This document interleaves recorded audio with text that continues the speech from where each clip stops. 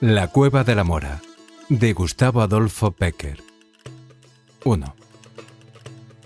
Frente al establecimiento de baños de Fitero y sobre unas rocas cortadas a pico, a cuyos pies corre el río Alhama, se ven todavía los restos abandonados de un castillo árabe, célebre en los fastos gloriosos de la Reconquista, por haber sido teatro de grandes y memorables hazañas, así por parte de los que le defendieron, como los que valerosamente clavaron sobre sus almenas el estandarte de la cruz.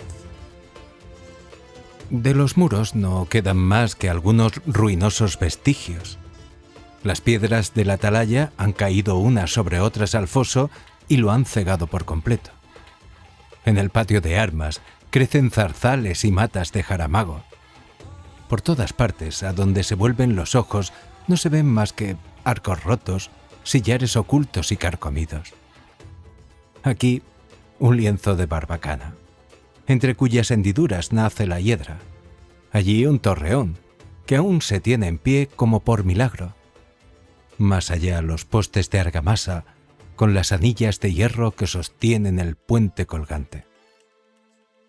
Durante mi estancia en los baños, ya por hacer ejercicio que, según me decían, era conveniente al estado de mi salud, ya arrastrado por la curiosidad, todas las tardes tomaba entre aquellos vericuetos el camino que conduce a las ruinas de la fortaleza árabe, y allí me pasaba las horas y las horas escarbando el suelo por ver si encontraba algunas armas, dando golpes en los muros para observar si estaban huecos y sorprender el escondrijo de un tesoro, y metiéndome por todos los rincones con la idea de encontrar la entrada de alguno de esos subterráneos que es fama existen en todos los castillos de los moros.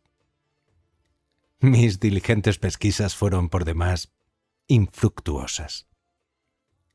Sin embargo, una tarde en que, ya desesperanzado de hallar algo nuevo y curioso en lo alto de la roca sobre que se asienta el castillo, renuncié a subir a ella y limité mi paseo a las orillas del río que corre a sus pies.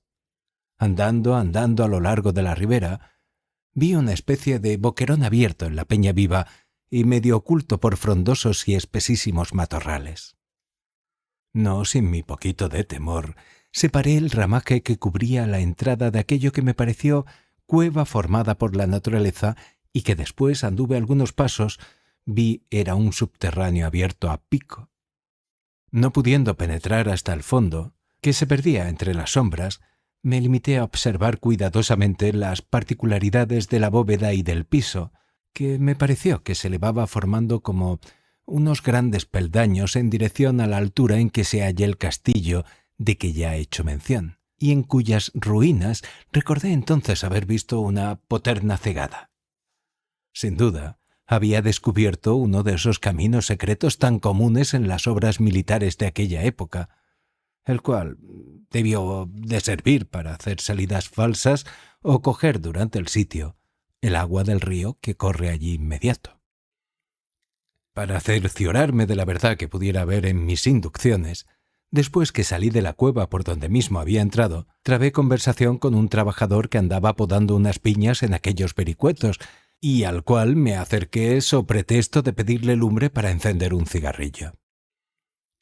Hablamos de varias cosas indiferentes, de las propiedades medicinales de las aguas de Fitero, de la cosecha pasada y la porvenir, de las mujeres de Navarra y el cultivo de las viñas. Hablamos, en fin, de todo lo que el buen hombre se le ocurrió, primero que de la cueva, objeto de mi curiosidad.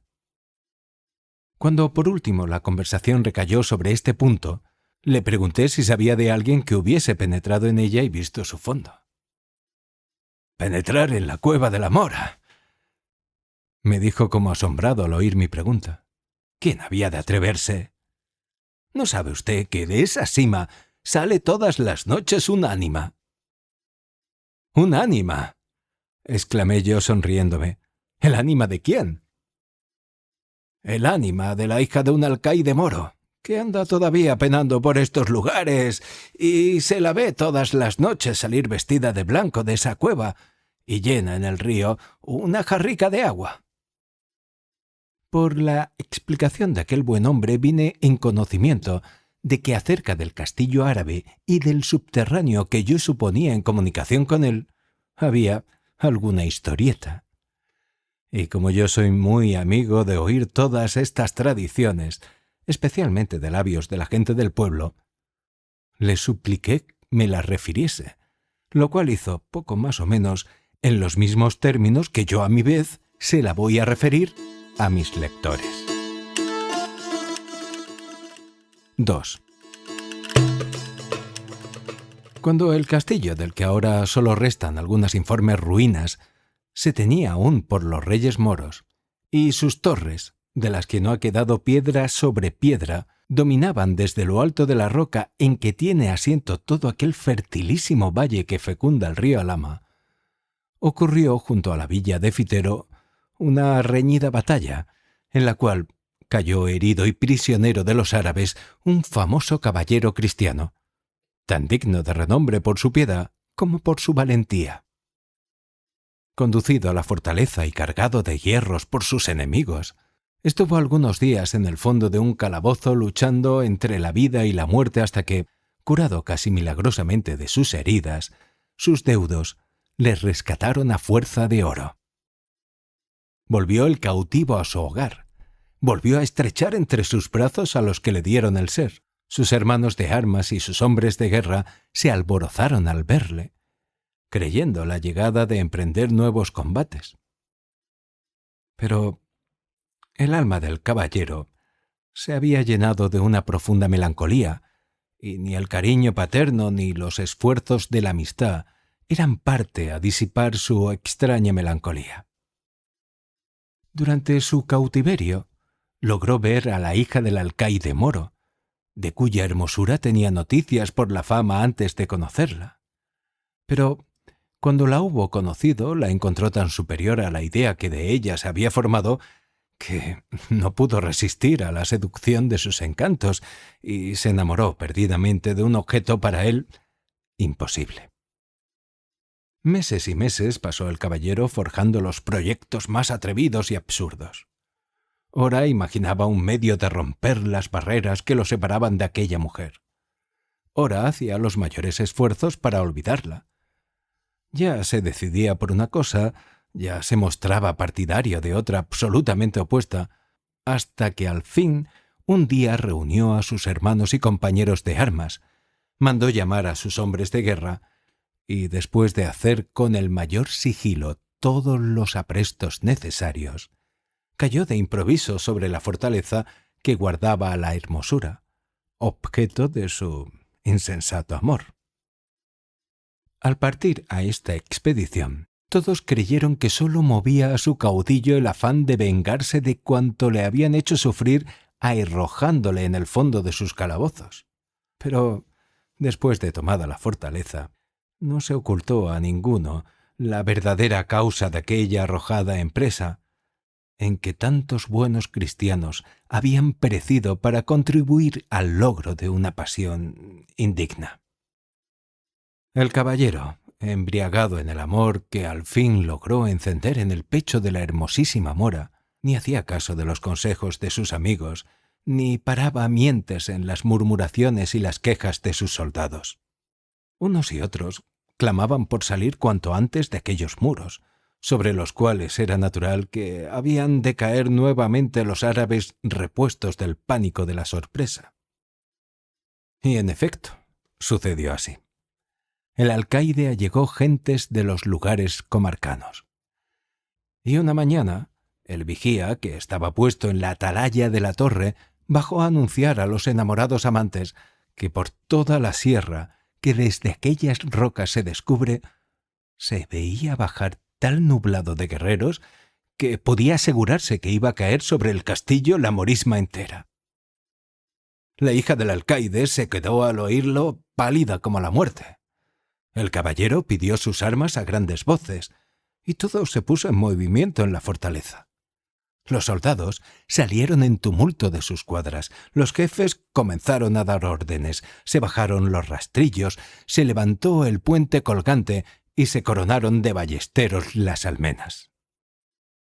Algunas horas después comenzó el asalto. Al castillo con razón podía llamarse inexpugnable. Solo por sorpresa, como se apoderaron de él los cristianos, era posible rendirlo. Resistieron, pues, sus defensores 1, 2 y hasta 10 embestidas. Los moros se limitaron, viendo la inutilidad de sus esfuerzos, a cercarlo estrechamente para hacer capitular a sus defensores por hambre. El hambre comenzó, en efecto, a hacer estragos horrorosos entre los cristianos. Pero sabiendo que, una vez rendido el castillo, el precio de la vida de sus defensores era la cabeza de su jefe, ninguno quiso hacerle traición, y los mismos que habían reprobado su conducta juraron perecer en su defensa. Los moros, impacientes, resolvieron dar un nuevo asalto al mediar la noche. La embestida fue rabiosa, la defensa desesperada y el choque horrible. Durante la pelea, el alcaide, partida la frente de un hachazo, cayó al foso desde lo alto del muro, al que había logrado subir con ayuda de una escala, al mismo tiempo que el caballero recibía un golpe mortal en la brecha de la barbacana, en donde unos y otros combatían cuerpo a cuerpo entre las sombras. Los cristianos comenzaron a cejar y a replegarse. En este punto la mora se inclinó sobre su amante, que yacía en el suelo moribundo, y tomándole en sus brazos con unas fuerzas que hacían mayores la desesperación y la idea del peligro, lo arrastró hasta el patio de armas. Allí tocó a un resorte y por la boca, que dejó ver una piedra al levantarse como movida de un impulso sobrenatural, desapareció con su preciosa carga y comenzó a descender hasta llegar al fondo del subterráneo. 3. Cuando el caballero volvió en sí, tendió a su alrededor una mirada llena de extravío y dijo: «Tengo sed, me muero, me abraso». Y en su delirio, precursor de la muerte, de sus labios secos por los cuales silbaba la respiración al pasar, solo se oía salir estas palabras angustiosas: «Tengo sed, me abraso, agua, agua». La mora sabía que aquel subterráneo tenía una salida al valle por donde corre el río. El valle y todas las alturas que lo coronan estaban llenos de soldados moros, que una vez rendida la fortaleza buscaban en vano por todas partes al caballero y a su amada para saciar en ellos su sed de exterminio. Sin embargo, no vaciló un instante y, tomando el casco del moribundo, se deslizó como una sombra por entre los matorrales que cubrían la boca de la cueva y bajó a la orilla del río.